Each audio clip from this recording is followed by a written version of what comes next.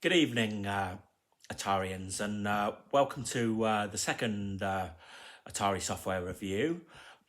Please like, comment, and subscribe. You will be able to comment now. Unfortunately, comments were turned off in the previous two videos, but I really look forward to your comments. I apologise for asking you to comment and then comments being disabled. These videos are filmed in one take, they're not rehearsed, they're zero budget. We hope to improve production quality in due course.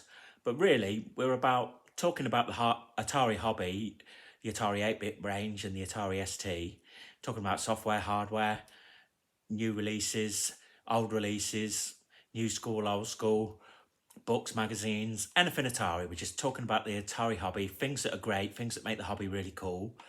Today we're looking at, as you can see, Kickstart, which is by Mastertronic. This came out in the 1980s. It just cost £1.99. It was a cassette game.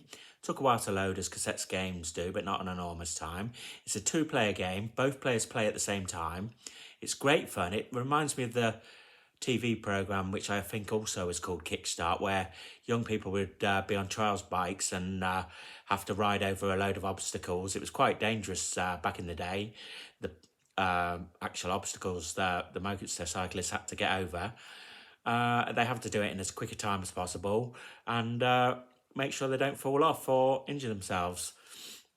The package is just a basic cassette. It was one of the early releases by Mastertronic, a UK software house. But in the UK, we had a lot of our software released on cassette, whereas in America, they tended to buy their games on disc, which are quicker loading but more expensive. If games are on cassette, they can retail at just £1.99, so pocket money or paper round wages. Nowadays, you can buy them on eBay for a few pounds. These Mastertronic games, such as Kickstart, they're quite readily available. Some titles are rarer than others. Obviously, some rare pieces of software like Curse of Crowley Manor might sell for a few £100s for a cassette. The prices do vary a lot, but like common games that are fairly easy to get hold of just cost a few pounds on eBay or your local retro gaming shop. Anyway, Kickstart is a two-player game. One player is in the top half of the screen, one player is in the lower half. There are multiple levels, and the idea is to get from the start of the Trials Motorbike obstacle course to the finish and beat your opponent and do it in the quickest time possible. There's all sorts of obstacles. You have to make sure you don't fall off the obstacles. Graphics are really good in this game. You can work out what's going on. They're not the best graphics ever on an Atari, but they're certainly very good. There's no music on this game. The game really would be absolutely amazing if it had a nice soundtrack to it, but this game came out a bit before Rob Hubbard and David Whittaker, so it was really a bit later than this game's release before the really good soundtracks came to the games. But good sound effects, good graphics, great playability, great fun. The two-player option is really a really nice feature. You can spend many hours on this game. I certainly played it for a long time, quite often. It was one of my favourite games. And what makes it all the more attractive is it was a budget game. You're not paying £30 for a cartridge.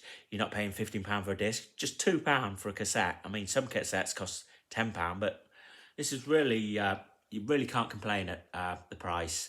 And the game, despite the price, is just so good. It's so playable, so fun. Graphics are great. Sound effects are great. The only thing I'd really like is a good soundtrack, but we can't expect that from the time of this game's release.